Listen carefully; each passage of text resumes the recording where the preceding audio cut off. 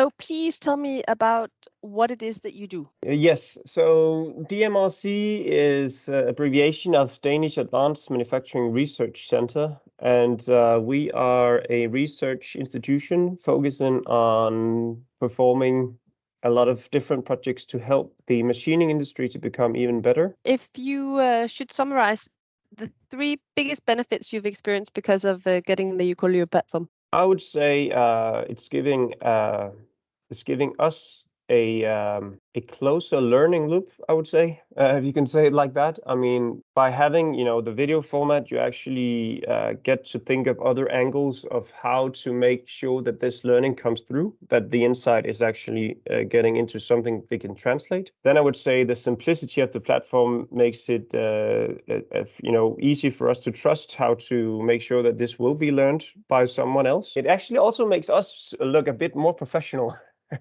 In a way of learning, of giving, these educational steps for them. So if you were to recommend uQualio to someone who might be looking for a training system, what would you say to them? I think you are taking a complex situation and make it simple.